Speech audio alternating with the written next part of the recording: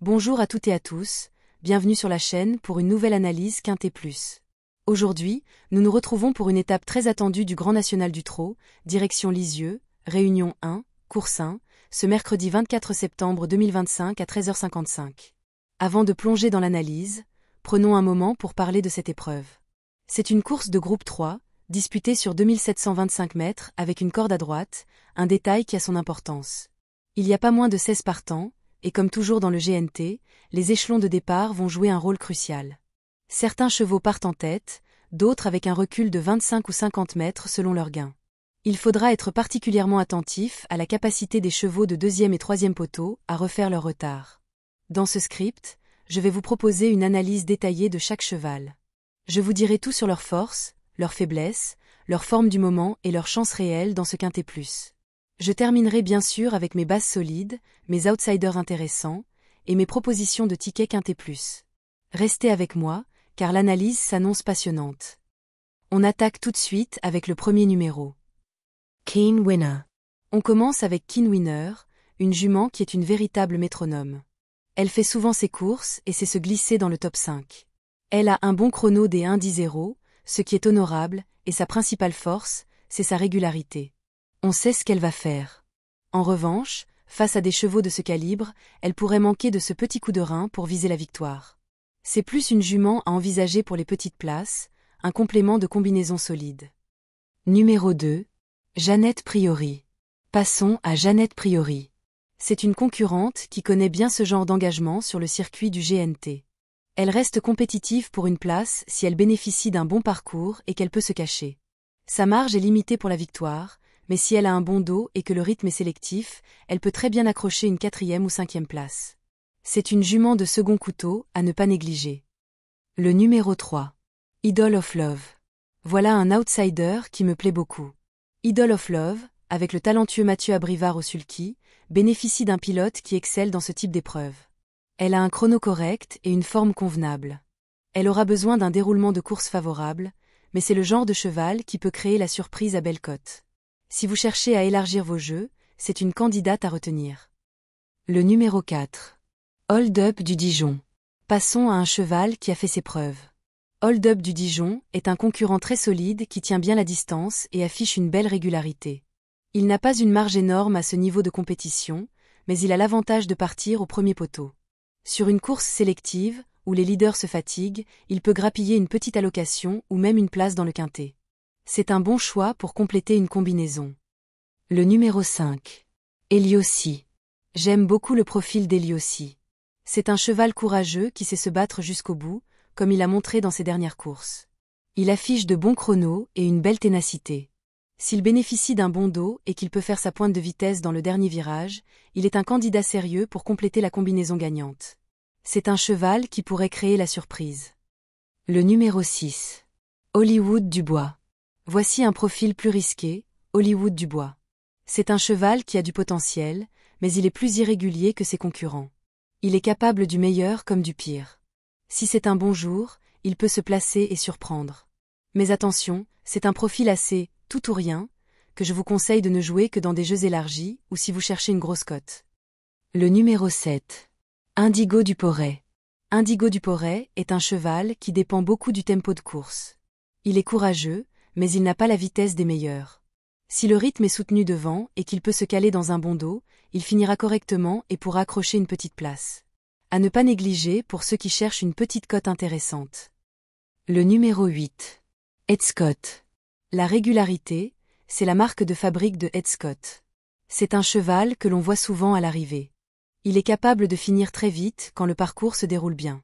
Dans ce lot relevé, il a les moyens de prendre une place dans le quintet. C'est un bon point d'appui pour les jeux, d'autant plus qu'il part en première ligne. Le numéro 9. Hilton Royal. Hilton Royal est un autre cheval régulier qui sait finir ses courses et peut se montrer très accrocheur pour une 4e ou 5e place. Il n'a peut-être pas la classe des favoris, mais sa constance est un atout précieux. C'est une belle possibilité pour les amateurs de jeux élargis. Le numéro 10. Indy de Gir. On arrive à la star de l'épreuve, j'ai nommé Indy de Gir. C'est le leader actuel du Grand National du trot, et il a enchaîné les victoires avec une régularité impressionnante. Avec un chrono des 1:17 et la drive de Benjamin Rochard, il est la base logique de ce quintet plus. Il a déjà prouvé sa supériorité sur le circuit du GNT. Difficile d'aller contre lui, il est tout simplement incontournable. Le numéro 11. Fleuron d'Acadie. On passe au deuxième échelon avec Fleuron d'Acadie. Ce cheval est plus performant au monté qu'à l'attelé, mais il peut tout de même décrocher une petite place si tout se passe bien. Son recul de 25 mètres sera un vrai défi. Il est moins sûr que certains autres concurrents, donc à jouer avec prudence. Le numéro 12. Hymne du Gers. Hymne du Gers est présenté et drivé par le redoutable Nicolas Bazir. C'est un cheval sérieux, qui sait se montrer combatif. Son expérience et son entourage de premier plan en font un outsider très crédible. Surveillez-le, surtout pour les 4e et 5e places. Le numéro 13. Y de Ceylan. L'un des plus gros clients de la course. Avec un chrono exceptionnel des 1:09,6, Y de Ceylan a une vitesse de base qui lui permet de battre n'importe qui sur un bon jour. S'il bénéficie d'un parcours limpide et qu'il n'est pas gêné, il peut viser la victoire. C'est un sérieux rival pour Indy de Gir, il pourrait même le bousculer. Le numéro 14. Jacques Tonique. Jacques Tonique est une autre valeur sûre de la course. Avec un record des 1:09,7 et une constance remarquable, il fait partie des incontournables. La maison du Val d'Estaing s'est préparé ce genre de rendez-vous. Il a déjà montré de quoi il était capable. Il est très solide, c'est une base incontournable dans les jeux. Le numéro 15. Hip Hop au Fort. Hip Hop au Fort a un très beau palmarès, mais sa forme récente est plus incertaine. C'est un cheval de grande classe, mais on se demande où il en est. Attention toutefois, s'il retrouve son meilleur niveau, il peut parfaitement se mêler à l'arrivée et bouleverser le classement. Un vrai pari. Le numéro 16. Fulton. Enfin, voici Fulton, un cheval de tout premier plan. Avec ses 786 000 € de gains et un chrono des 1:09,9, il a la classe nécessaire pour gagner. Le problème, c'est le recul. Il devra rendre la distance, mais attention, sa puissance lui permet de refaire beaucoup de terrain. Si le rythme est sélectif, il peut venir jouer les troubles fêtes dans la phase finale et surprendre tout le monde. Que retenir de toutes ces analyses?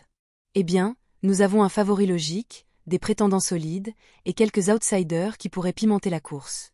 Le favori incontestable, c'est bien sûr Indy de Gir, numéro 10. Sa forme, son palmarès et sa domination sur le GNT en font la base solide. Derrière lui, 2 chevaux se détachent nettement. Jacques Tonique, numéro 14, toujours régulier et performant, et Y de Ceylan, numéro 13, capable d'un chrono fulgurant. Pour compléter vos jeux, attention à Fulton, numéro 16, malgré son recul, car sa puissance peut faire la différence dans la phase finale.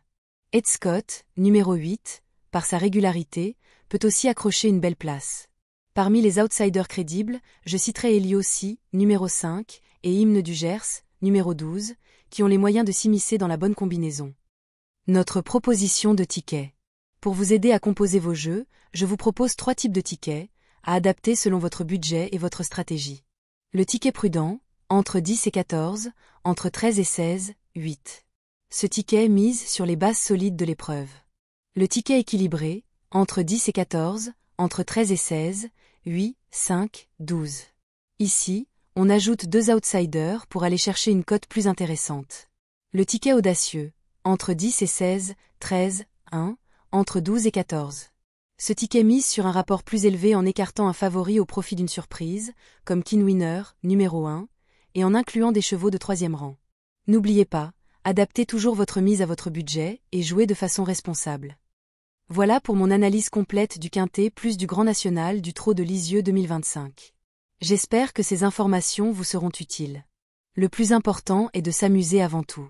N'hésitez pas à liker la vidéo, à vous abonner à la chaîne, et à activer la cloche pour ne rien manquer des prochaines analyses. Je vous souhaite bonne chance, et surtout, de très beaux gains. À très bientôt pour un nouveau Quintet Plus.